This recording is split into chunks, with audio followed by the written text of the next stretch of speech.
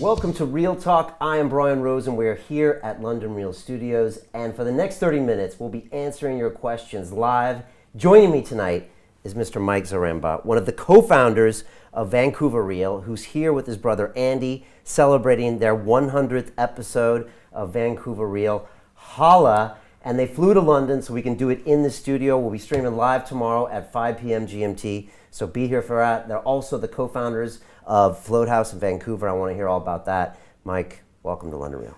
Brian, thank you so much, man. This is such a thrill for us. This is awesome. Dude, it's awesome having you here. And like the more and more I hear you talking, I mean, you're like one of the earliest adopters of London Real that I even think I know. You watched the first episode we had, which is crazy. Yeah. You heard me on Rogan talking about other people should do their reels. You guys started floating, I think, on the back of what you heard from Rogan. You guys started Vancouver Real, and now you're here. Yeah, dude, it's a trip. Like the whole thing is, I don't know, it feels like a dream. And now sitting here in this studio that I've seen so many times online, every episode, hearing your voice in my earbuds, like it's awesome, man. So thank you so much for helping us make this 100th episode super special. I can't wait. Dude, it's my pleasure, and honestly, you and Andy are just killing it. And you guys have really from the get-go, and I remember looking in and watching the studio you guys had the headsets, you know, you had that. I remember it was on the ground floor, people were walking by. And like, honestly, you guys were, to use a phrase, you were pissing excellence from day one, you know? And and that's amazing because a lot of people don't, and I would even say London Real didn't in the beginning. You know, it was pushed together. We were splitting the screens, and you know, you guys were always bringing like your A game, and I was really impressed by that. And so, you know, when I did my TED Talk, like I think one of your logos was like right up there because I was so proud of what you guys did, you know, from the get-go. So, you know, props to you guys. Yeah, well, I mean, thanks for that. I mean, like you said before, you know, with that first episode that we did, we literally just threw that together the night before. We had a guy in town that we wanted to have as our first guest, who was one of the early guys in the float industry at that time. And so when we brought him on, we were exhausted because we had just opened our second location the day before. So it was thrown together. But we wanted to do Vancouver Real at least like a shadow, or we wanted to make the Real brand proud. You know, that was from the get-go. And so I think at that time there's maybe a handful of reels out there. And we bought the domain maybe a week or so after you announced that on Rogan. When you were first on Rogan's podcast, we went and bought that domain and we sat on it just waiting for our time to step into that, because we were starting Float House. And that took a lot of energy to get going. But about a year after that, we expanded and we designed a space in our float center to have the Vancouver Real studio. So that's what you saw there. And then it grew from there, actually. We actually reinvested, built out the formal studio with walls and did the sound deadening properties, better mics, better cameras. And, you know, because we saw what you were doing. We saw that you would invest in what you were doing before I started making any type of revenue, you know, and like you just kept doing it because it was this passion. And we tapped into that, man. Like full on, we tapped into that passion. And then we got hooked. You know, it became so much fun. Like I loved it. You get to sit down with cool people all the time, learn things, ask questions, produce amazing content, get these audience, these listeners, and have interactions with them. It's been a game changer, man, in a lot of ways for both of us. So I mean, and now looking back, like I was saying before, you gotta like appreciate where you've gone and where you've come from, and the journey. You know, it is all about the journey. And so looking back on it now and sitting in front of you right now, it's giving me some goosebumps. It's you know, you're reminding me of my journey in my like first 100 episodes, you know, and you know, I just kept doing it because I was becoming a better person. It was just that's the very core. That's why I kept doing it, because I'm like, I like Brian Rose much more now than I did 3 months ago. And that hadn't always happened in my life. And so it was consistently delivering. Now, my other KPIs were not, you know, this show wasn't making money. I was burning money. It was not a business. It was, everyone thought I was insane. But that one KPI of I feel like I'm a better person, it trumped everything else. So I always say, like, every year I would look myself in the mirror at like New Year's Eve and be like, are we actually going to do this another year? And I remember I was in New York City, I think in year 2, going on to year 3. And I was like, am I actually going to do this for another year where I have no idea if this is going to go anywhere? And I was just like, yes. Right. So it was after year 2 that's when you kind of like it seemed like you had this like, I don't know, dark night of the soul kind of thing. Like it's like it came to this point where you questioned yourself, and then you decided, no, I'm going to keep going. And then, like I was kind of saying before, there's this turning point that I saw from our perspective as a viewer of London Real, where you shifted into another gear, and that's when the show, from my perspective, just, it was always going strong, but it just, I don't know, the trajectory changed. And there's something there that I think just, it shows with everything you got going on here. You know what I mean? Yeah, I don't know. I think maybe it was me getting comfortable with being in front of the camera. Right. I know you said when I turned the tables on myself, I think my first one was when Sully Breaks interviewed me. Correct, yeah. And I was like, I'm going to talk about some darkness about me and where I used to be. And before that, if you see those early London Real episodes, it's like not about me at all. Right. So like with Dorian Yates, the first episode, which we've been watching lately because of the movie, right. It's like I'm really about the guest. And right. I still am, but I got a little more comfortable talking about me, and I think that opened me up a little. Yeah, and can I ask you, what do you think that did for the show by bringing yourself more into it that way? How did you feel it changed the show? I think people wanted to know who I was, but I think it was also good that they had to wait. Right. Because we all know those shows where the host just dominates the show and it's about them and it's a vehicle for them. Right. And so I think people, that works for some shows, but for some people they get tired of that. Mm-hmm. So maybe they felt like they had to kind of get to know me, like a little bit by a little bit, a comment here, a comment there. But I was doing so many things. I was doing some plant teacher ceremonies along the way, which I know you've done as well. And so I was opening up. Now I'm on the show every week, which is really an hour-long therapy session for me, as you guys know. Sometimes you're opening up to people, you're opening up to ideas. Then you've got subscribers, fans, followers, whatever, reelers coming up to you. And I know you guys get people coming up to you all the time saying, man, that episode with Gabor Mate changed my life. And you're like, yeah, it changed my life too. And all that stuff starts to accumulate and I think make you evolve as a person. Yeah, and that's where I feel personally, where I'm at with our show as well, is like, I feel it's time to step into that. It's been about 2 years now, 100 episodes in, and we've had amazing guests, and we've always focused it on the guests. We want to highlight them. We want to show what this amazing person in Vancouver is doing, or from out of town who's in Vancouver is doing, and what they're doing in our city, and really showcase that. And so my challenge to myself is to try to turn this and step into that a little bit. Andy's been kind of encouraging me to do that. He's like, come on, we can do this. And I've been resisting it, and I think there's just something there that maybe is blocking me, but I'm just feeling it more and more now. I think coming here for me to see this is definitely going to catalyze that process for me a little bit. Well, look, I had those feelings too. I was running away from a heavily capitalistic world that got me down a path that, look, I have no regrets of anything I did in my life, and it was all got me here. But I was going down a path where, that whole selfish mindset and the piling up of capital got me where I was like, I don't want to go back there. Right. But what I found with London Real is that if you can actually, capital can be looked in many ways. Like if you have capital, you have the trust of your people. You have a show that's worthy enough of getting whoever you want on the show. Maybe you have resources that you can invest back into your community. So that's the way I look of London Real as a business now. Sure. It's not like me in the banking industry trying to get a bigger bonus. I'm building a movement that magnifies our message. Right. And once I switched that in my mindset, and maybe this will happen to you, then it was like, okay, every Life Accelerator program we sell or Business Accelerator program is a better camera.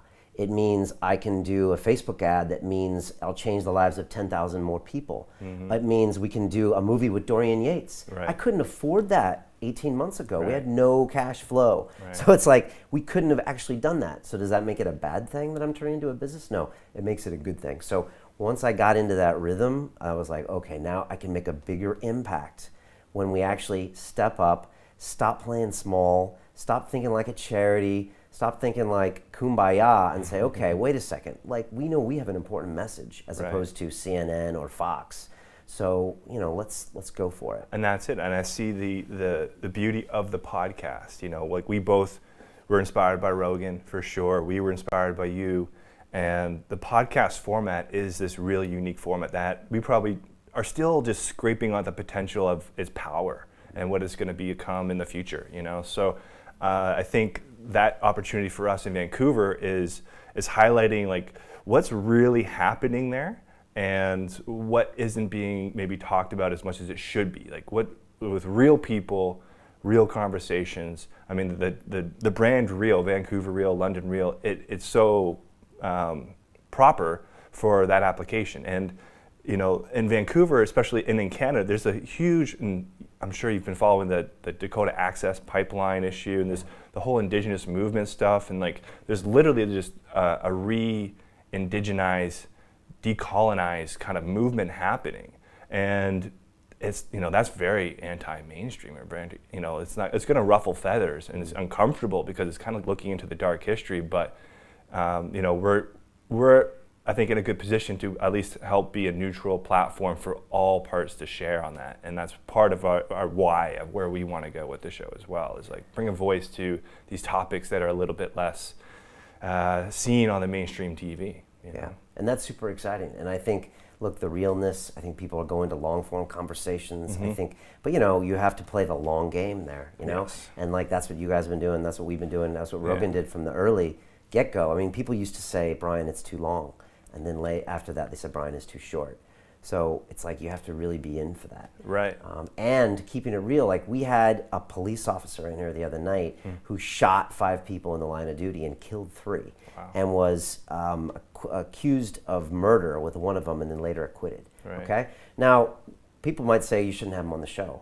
But it's like, if we're London Real, we keep it real with all sorts of points of view. Right. Whereas, you know, if you're like, well, we're not mainstream, well, but yeah, you still, I think we still need to follow stories that might look conservative, but like, let's get him in here and listen to him. Right. Because I think if you spend 2 hours with a person, you will see the humanity in them. And you'll see why they do what they do. Now, you can still judge them for that, but you might understand them. And I think that's the beauty of what we're doing. Yeah, and there's always something to learn. Yeah. There's always a story there, whether you can just learn from someone's mistakes or you can learn from you know, their triumphs and their victories in life, you know, their achievements. So I mean, there's always something to learn. Everyone's got something. Everyone is here for a purpose, you know, and I believe that to the most fundamental level of my being is that everyone has something to bring to this whole totality. And so if we can bring some of those people that would never appear on a camera in, you know, CBC or something back in Canada there on radio, like that's different and that's unique. And I think people are interested in what's different and unique right now. And so the opportunity that we have with Vancouver Real is to bring that up. And then, you know, when we started the show, being podcasting from Float House on this street level studio, we you know, our big motivation behind that also is to promote flotation therapy and floating and Float House, which is our business there, because we believe this is something that can aid in this transformation of people as well. So there's like, we want to bring interesting stories out of the community, but we also want to impact people. We want to provide something of use, you know, and so having these conversations that we have about floating and meditation and personal development, introspection, those types of things, always get funneled in naturally just because we're inside the Float House, you know, which is pretty cool. Yeah. So it's something that we bring in. We don't try to make it too commercialized with it, but every podcast is brought to you by Float House because, and then we, you know, it often comes up in conversations, which is pretty cool. Yeah, that's a beautiful thing. I'm a big fan of the flotation tanks. Obviously, Rogan talked about it a lot early on. I went probably the first time like 6 or 7 years ago. Right, I remember seeing the video. Yeah, and then we went and did it here a couple times on the show as well. Oh, okay, right. And I'm a big fan, but you know, it's funny how when you get guys together and some girls as well and talk for long periods of time, it's funny how we drift to meditation, plant medicines, flotation, because I think we're getting in touch with humanity, and so we're getting in touch with ourselves. Like there's something about, like I call this the art of listening. Like we're talking, but what's really happening is people are learning how to listen for the first time in their lives. And once they start listening to us, they start listening to themselves. There's a lot of parallels there. So I'm a big fan of what you guys are doing. And first of all, congratulations to what you guys have done. 6 locations now? 6, yeah. That's impressive because that's a tricky business. And I get guys in my business accelerator and they're like, I want to do flotation place. And I'm like, okay, talk to Vancouver Real guys, because Right. that's what it looks like to me. It's a hard business, and so Super hard. amazing you guys have done it, because you are doing something for humanity alongside. You know. Yeah, no, it's a very challenging business, because I mean, in essence, we're trying to basically break it down, sell meditation. You know, now Meditation for lazy people. That's what the guy in London called it. it could be, yeah. Right, I mean, yeah. the environment is extremely conducive for it, though. Like when you take away as much external stimuli as possible, your awareness has no other place really to go but within. When external reality is kind of reduced to a minimum, then the awareness has to go within. That's where it's going. So in Western culture, we don't have any traditional practices of going within. And so this is where I think that the tank is such an important tool for people who maybe haven't had that experience of going within, whether it's a planned meditation or an intense yoga class or a Kundalini class or a pranayama session or Wim Hof even. Yeah. You know, the tank, you lie down, you relax, you breathe, and you wait, and you see what happens, and you start to feel your body, and you see your mind, and maybe your mind's going, and you can get a different perspective on it, and it can start to slow down, and that's where things kind of get interesting with the float tank practice, you know. And I do call it a practice, you know. It's not necessarily a guaranteed thing, because some people get in the first time and they lie down and it's effortless and they just sail off into the void. And other people, you know, come out after 20 minutes and just they can't do it. Yeah. And it's not that they can't do it, but something inside them was not able to let go. And so this is really the art of letting go. And that's, I think, a very valuable lesson in this day and age, knowing that on one level, everything is impermanent. And we have no choice but to let go and go with the flow. If you're trying to control too much and hold on and resist, you're going to probably cause suffering. And these are kind of like Buddhist like philosophies and stuff, but it's very applicable and it's very tangible when you're inside the float tank, and you get to experience it viscerally, personally.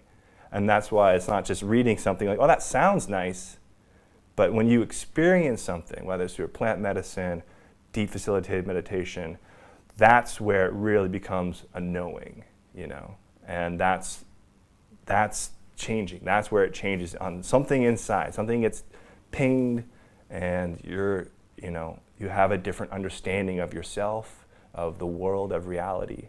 And if you can remember that, you bring it into the world, you know, and then it grows and expands from there. So we're all about expanding awareness, expanding consciousness, whether it's through the show or through the float tank or just through the community meetups that we do. You know, like you do here, you said like sitting in this chair is therapy, and it is mind expanding, and you have to let go to it to be open to receive. And so it does come back to that being open and listening as well. Yeah, I'm thinking about my first like flotation experience I had. It is work. Like you can't just think, you know, people think you're going to go in there and I have all these visions. Right. But like you really do have to put it into a practice. And I took my girlfriend, the mother of my children. She hates it when I say that. But I took her to a flotation tank. I didn't even tell her we were going. Okay. We took a left-hand tank into there, and I threw her in the tank. And I came out after my session, and I was just like, ah. And I was like, how's yours? And she was like, fine. And then later she's like, I got out after 10 minutes. Yeah. So it's you do have to put the time in. Yeah. But I still remember I had this vision of myself in like a white suit as like the beacon of the community. And this is back when I was like a banker. And I remember having that vision of like, wow, I was actually doing great things. And it never made sense to me. But like 4 years later, I was like, wow, I started doing some good things. And so there were little seeds there that planted in my head that I wouldn't have gotten without it. So. Well, and going back to your wife's experience, like it takes, you know, typically 2 to 3 shots at it. And we always say 2 to 3 within 4 to 6 weeks is kind of like, if you can fit that in and give that honest shot, you'll probably be able to let go and have that experience, you know. But some people, it takes a little bit more time, some people a little bit less. So it's, you know, but it's an opportunity, you know, and that's what we tell people, and that's what we try to explain to them. And we set them up for success. That whole process, you know, floating is not an easy business, like you were kind of alluding to. It's not, man. It's really challenging. And it's something that we have to do a ton of education on. And people need to learn why. Like, it got sensationalized with Rogan a little bit, you know? Like, people just thought, oh, I'm going to go in there and have a mushroom trip. No, you're not. I mean, it's possible, but probably not. And so, we've had to kind of reset that expectation a little bit and help work with people, especially after hosting tens of thousands, 100,000 floats. You got to see where the mainstream bulk of the population is actually at. And they're not going to go in there, for most of them, have that out-of-body transcendental experience right away, necessarily, or ever, potentially. But that's not what it's about. It's about reconnecting with what's in and seeing what's there, seeing what's going to come up for you, and being honest about that and feeling it. We get so cerebralized in our culture, and it's that reconnection with the body, reconnecting with the heart, that is gonna, I think, take us into just a whole different way of relating to ourselves, relating to other people, relating to our environment. So this is part of that process, and that's why it's worth it for us. It's not a huge moneymaker. It's just not yet. And I think it has the potential, but we work really hard just because we believe in what it is and what it represents. It represents hitting that pause button, instead of going and burning out and redlining. It's pause and make sure, are you doing what you want to do? Are you really sure this is what you want to do? Have you felt your body in the last week or year? And what's that like, Yeah. So Yeah. You said it was like the longest 18-inch journey from your head to your heart, and you're trying to help people make that journey. That's been my experience, Yeah. I didn't know what that was. I had an ex-girlfriend, and when we broke up, she's like, your heart's not open. I'm like, what do you mean? I love you.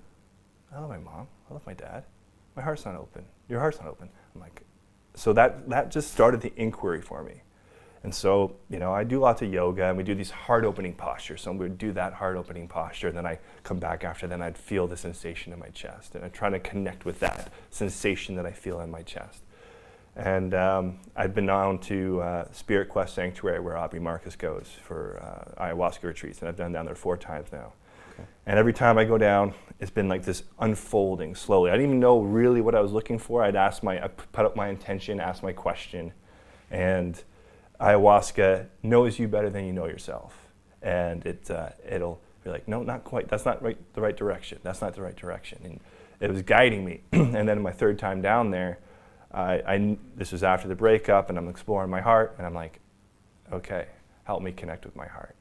And this first ceremony, it just, for whatever reason, it was the scariest thing ever. It's the scariest thing I had to do, was this surrendering act to Mother Ayahuasca, to the medicine.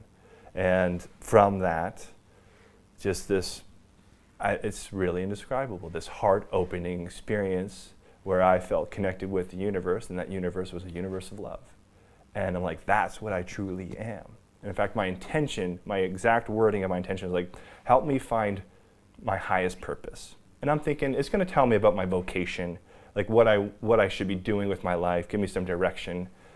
And it showed me that my highest purpose for me was to connect to what I really am.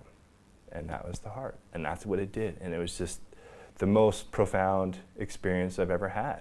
And it literally felt like when it opened and I feel this love, I was someone dying of thirst, and I got that water line. I was like just sucking it up. It literally felt like that. So I must have been disconnected. My heart must have been closed to some degree. And then when it opened and I felt that, it was just, I think that experience is so cathartic on multiple levels of our being. I think physically, I think mentally, emotionally, it just penetrated my whole being. And I think that's, I want people to have that experience, because whether it's through that way or another modality, it doesn't matter. But I just feel like that, something about that was very healing for me, and I think it can heal a lot of people if they feel disconnected, or if they're having these repeated patterns in their lives and their relationships, Yeah. You look at North America or Western world or the whole world. We're all just, and I think it's getting worse. It's just the your mobile phones and the media and all of those things, to where, like you said, we're trying to redline all the time, and we're just disconnected, and you can see it in people's behaviors, and makes people anxious and all of this stuff. And this whole idea of just to slow it down, to reconnect. You are doing work, the important work by even getting people to listen to you, to float, all of those things. But it's so important, you know, even getting people to stop and listen to a conversation, to listen to themselves. And the people that get it really get it. And the people that don't are kind of like we used to be, right? Where we were like, no, I got it, I'm good. And then when you start connecting, you realize, okay, I wasn't good. So I look back to my early university days and playing football. I was a good student, worked really hard in school, got good grades. You know, I was part of my ego. You know, I had to get good grades. I was a quarterback, so I was, you know, one of the leaders of the team, and got recruited out of high school. So. And this is all I was focused on. You know, I didn't even know there is a meditative aspect. And ironically, a big part of my university career was probably hindered just because I didn't have any mental training. You know, those psychological skills to like calm down before the game. Like a quarterback does not need to be, you know, on red line. Not like a linebacker, let's say.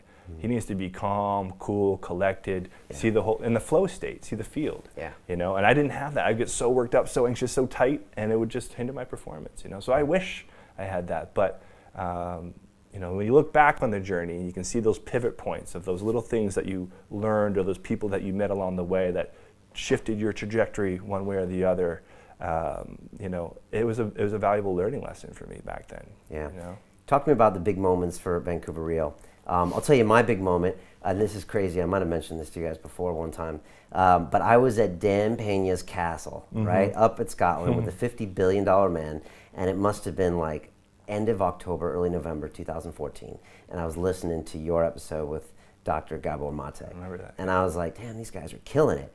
And it was just crazy and weird and surreal that I would be listening to Vancouver Real in that situation.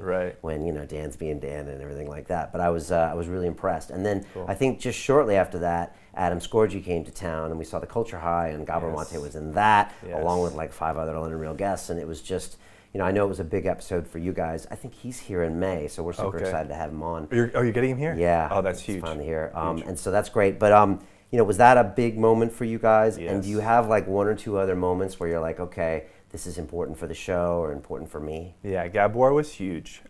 He was like one of those guys on the list from day one, like who we wanted to get. And we nailed him pretty early, episode 18, we got him.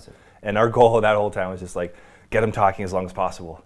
And we almost had him for 2 hours, which was really cool. But yeah, it was good, and a great episode. He talks so well. I could just listen to him. Yeah, I mean, if people here haven't heard of Dr. Gabor Mate, just, you know, after this episode, go and search him on YouTube, find him on the different podcasts, because he's got really important messages to say. Very educated take on the science of addiction and the reality of it, and real life. You know, life. He's been down in the trenches. In fact, our studio and our float center is about a block and a half away from like Skid Row, basically, in Vancouver, which is one of the worst populations for addicts in North America.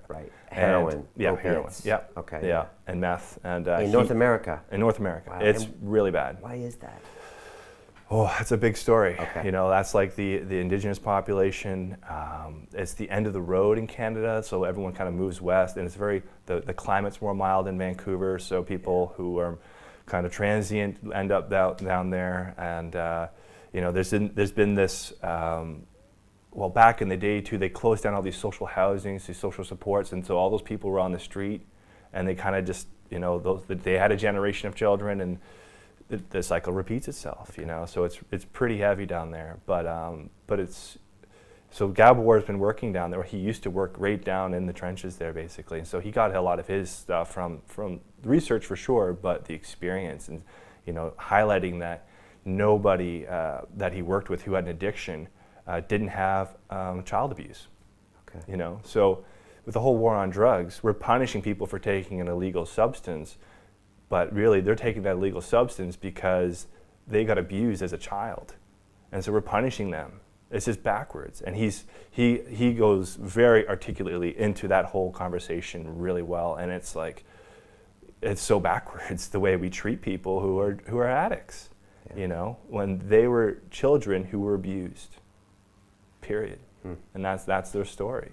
And they take the substance they're taking to not feel the pain. To hide the pain. Yeah. So it's his like he speaks so much truth, and now he works a lot with ayahuasca. He hosts retreats down in Mexico and does the integrative work, and it's really cool stuff that he's doing. I'm looking forward to talking to him. We're gonna have his daughter-in-law Tanya Mate on our show next month as well. Okay, so cool. She's in the same line of work. Pick 2 other big moments in the 100 episodes. Yeah.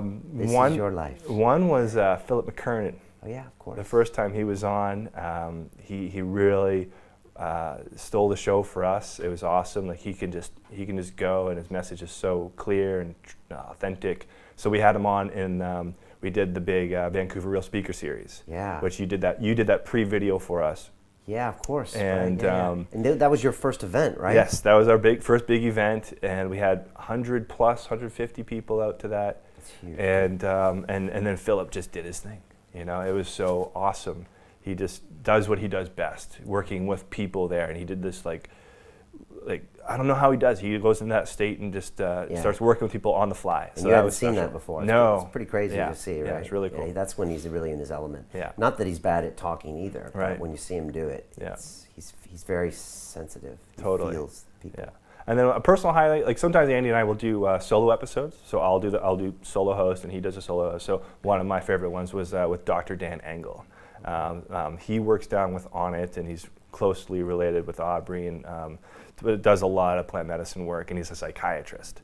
So I've been following him along, and I've been messaging him back and forth. And so when I finally was able to nail that, we did a Skype one, which is, this is all we could get done. But I was just licking my chops for that one, because I knew I was going to have a really fun conversation with him. So he was probably one of my personal favorites as well. Yeah, we all have that show where you get off and you're just like electrified. Yeah. It usually comes from some anxiety beforehand. Right. You're not sure if you're prepared. It's a big guest. Right. But then if you can pull it off, and if you can pull it off well, yeah. it's not many better feelings. No, totally. And that one, I find the ones that I try to prepare more for, kind of it stumbles me up a little bit. So just do a little bit, and then just be there with them, like you're saying, listen, and the questions come up naturally when you're with them, and as you dig into their story, I find those ones, that's more my style with it. Yeah, I've gone both ways. Right. I've over prepared sometimes, where it's just way too much, and I go back and forth. I'm always experimenting, because I'm always very critical of myself. Right. So I'm always but yeah, you can definitely over prepare. Totally. And then the problem with that is that you know all the answers to the questions, right. and then you don't want to ask them anymore. Yeah. Meanwhile, your viewers are like, I did not know about that, and you're right. like, oh well, I read 3 articles on it. Right. So you have to be careful, and then you always have to be present, which is easier said than done. But you really have to be there and seeing what they're feeling like, what they want to talk about. Totally. So yeah, it's an art that will probably take 40 years to. Yeah, well, and looking back from I remember watching your first episode, man, on London Real and with Nick, and I remember just thinking oh, these guys are trying to do the Rogan thing, look what they're doing. I'm like, who is this guy, and it was what it was, right? But seeing from there, and you become a very skilled interviewer, from what I've seen. I'm not blowing smoke, but I'm just saying, it's the evolution's been very clear. And because of that, Andy and I have been working on articulating clearer and forming thoughts and what you want to say, in a more cohesive manner, and not getting stumbled up and rushing words out, things like that nature. So we've been trying to keep up with you a little bit. Okay, good. You always have to be watching the best. I watch everybody. I watch 60 Minutes. I watch right. Ariel Helwani of MMA Fighting and right. see how he interviews people. I constantly seeing who's got interesting techniques, right. what they do, how they stay composed, because I'm always trying to get better. And it's really tricky. And what we do is, you could argue, even trickier, because there's no editing. Right. You don't know the state someone's in when they get there. There's a lot of weird things happening behind the scenes, and then you got to try to get it out in this beautifully designed orchestra. Right. So when it goes well, it's great. Yeah. And when it doesn't, people are not sure why. Totally. And that's why I like Andy and I, when we're the co-hosts, when we're doing it at the same time, because we both bring a little different angle to it. Literally and physically, or metaphorically, we just have different questions, obviously, and different views on things.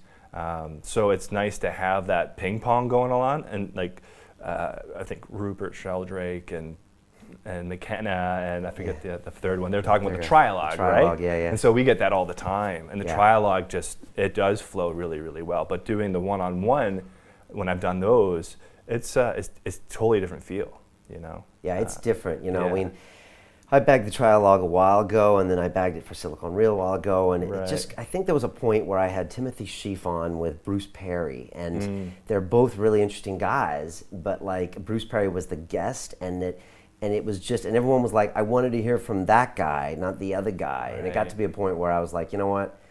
I've got people on now that have like written books, given 5 TED Talks, starred in movies, won gold medals. It's like I got people on that have stories, and I felt like it's got to be all about them. Yeah, and I guess when you had you and Nick doing it, it was kind of similar because there's like 2 hosts that were regular hosts, but then when he left and you started bringing in guest hosts, well then you have a cool guest host that can, like you're saying, can be part of the conversation, but he has his own story as well, so yeah, I mean, a little different. I think it's a different vibe and stuff, but I'm kind of glad we did this. Totally. The other thing, like, little things like people listening to us won't see this, but my chair is directly facing you. Yes. And a lot of people have like, why don't you point the chair toward the camera? And if you see it, if you look at, not that I'm calling out Marie Forleo, but like she'll have guests and they're looking at the camera and they're angled, the chairs are angled toward each other. Right.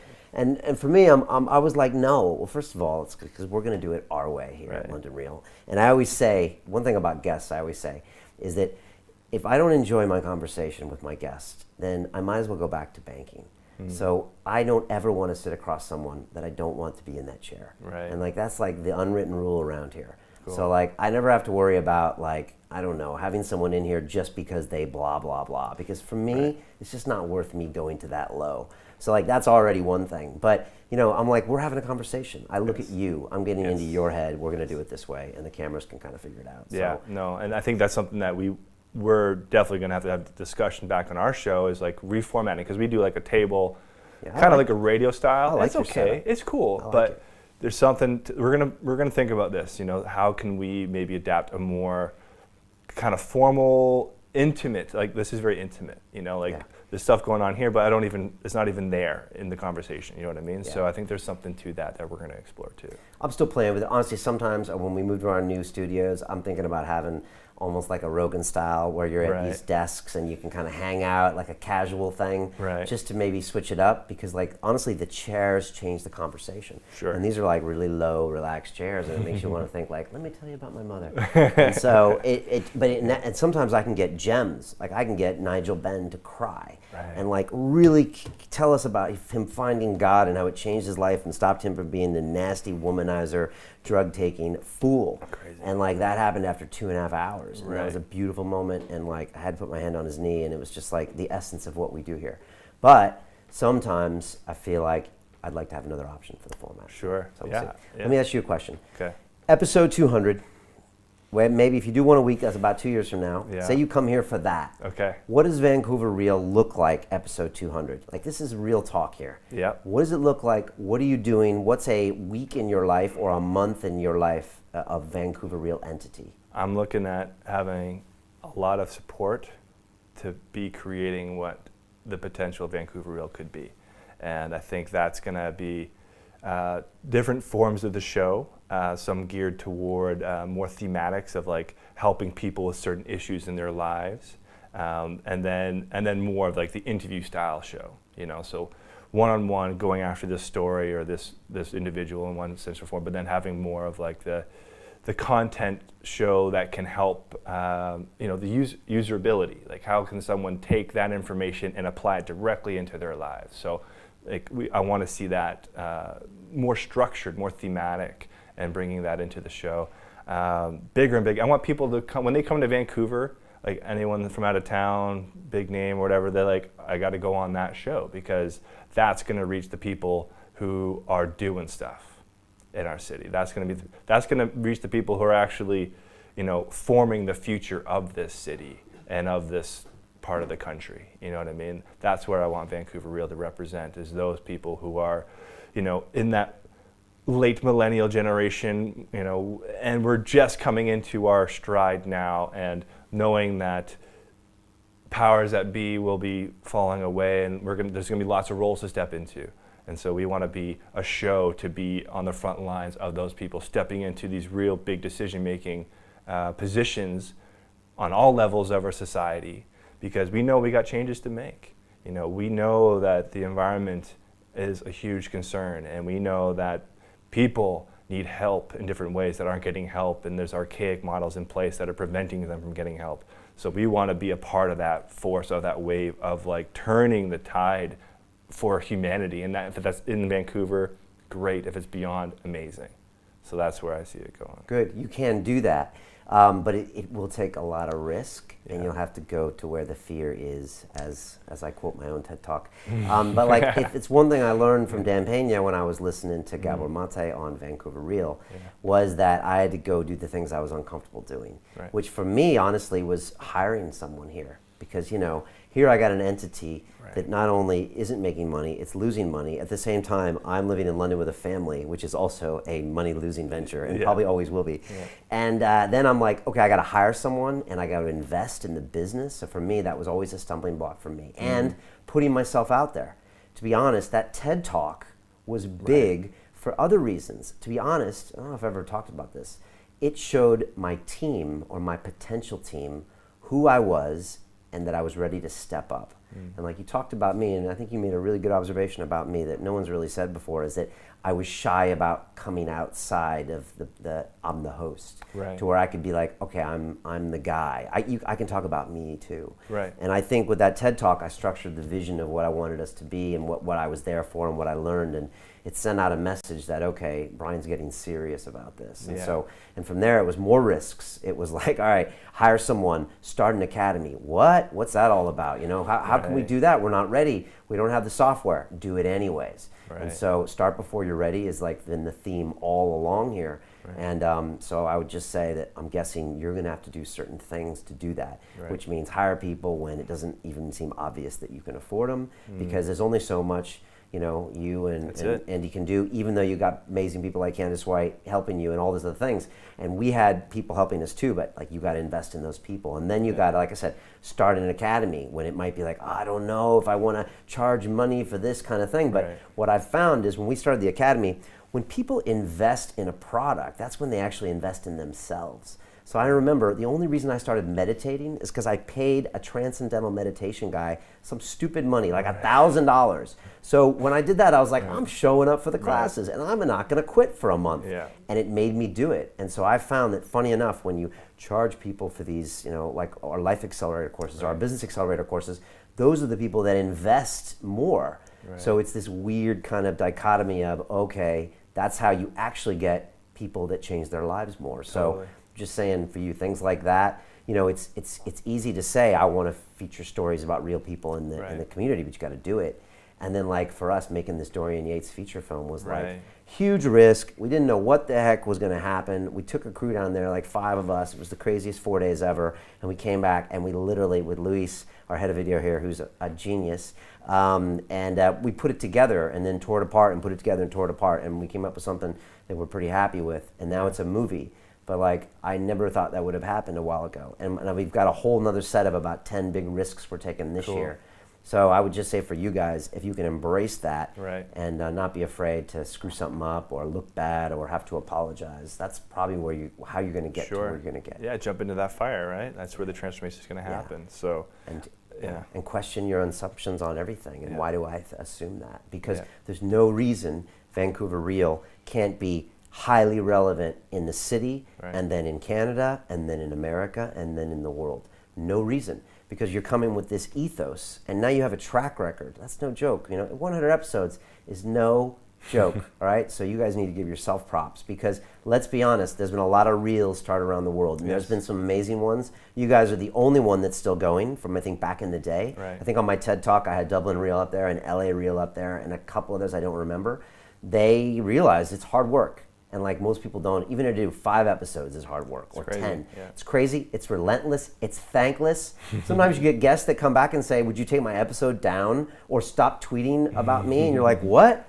I just like ripped my heart out. Like your brother's laughing over there. Like honestly, sometimes you get kicked in the teeth for doing someone you think is a favor, and like that's just part of the business. It's true, and you got to just take it, and because you have all this glory that you get on top of it. So every now and then you get like whacked in the head, and you're like, wait a second, I was just trying to do something good in the world. Yeah. And it's like, and you got punished for it. Yeah. But the real players get up the next day and, well, what's your higher why? I'm doing this for a greater world. Yeah. And if you believe in that, and I know you guys do, then you keep going. So no, and that's it. And I think it's just looking at what we have going right now, and then getting really clear on what our strengths are, what can we offer, and bringing that together. I think doing the entrepreneurial venture that we've done is very. I mean, the experiences we've learned from that, is very valuable. Like I can't even tell you. Like I got my bachelor's degree, I got a master's degree,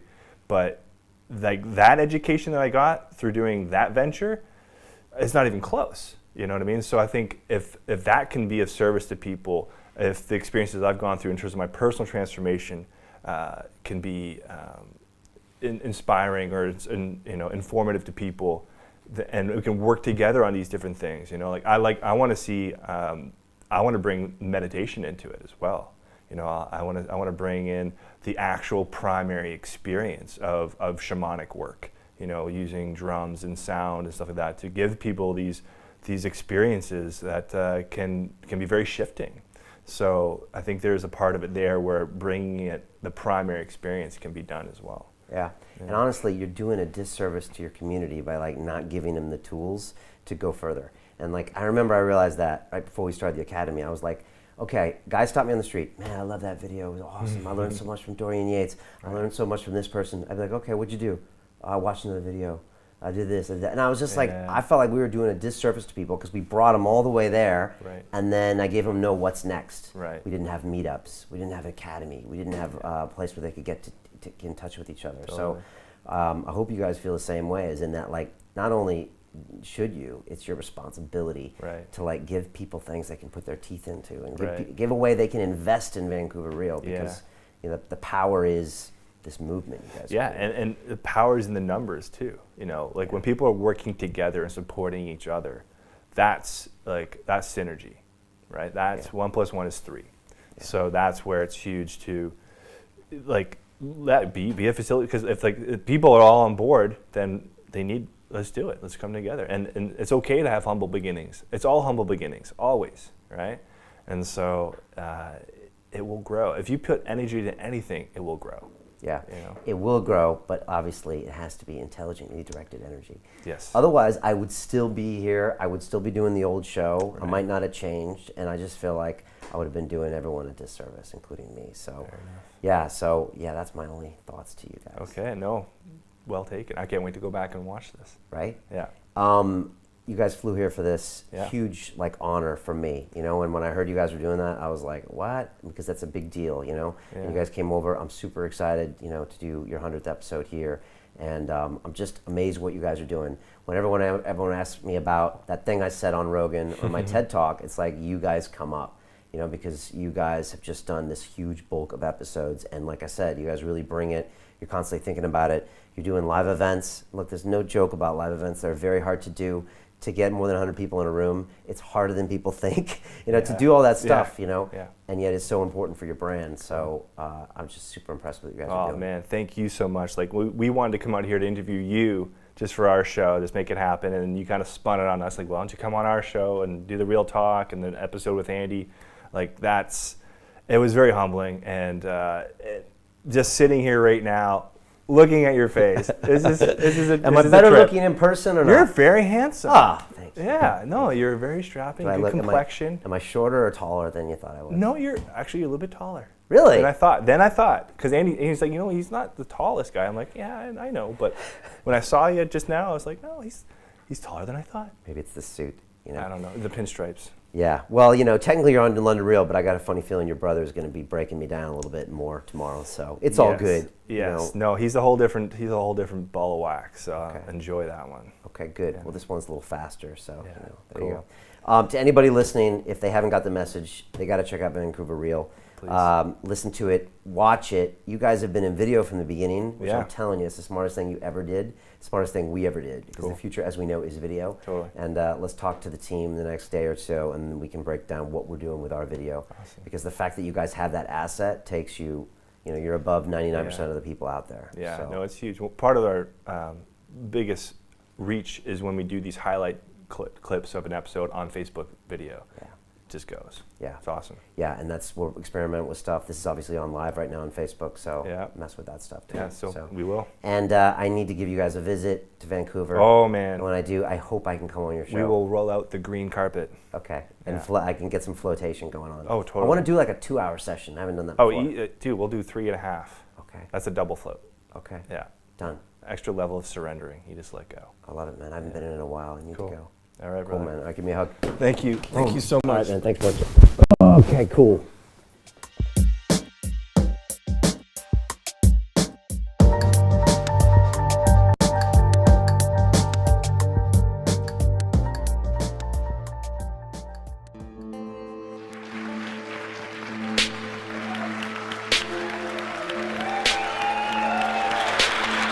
The critics who always speak behind my back, maybe I want to hear them remind me, he's back, the great pretender.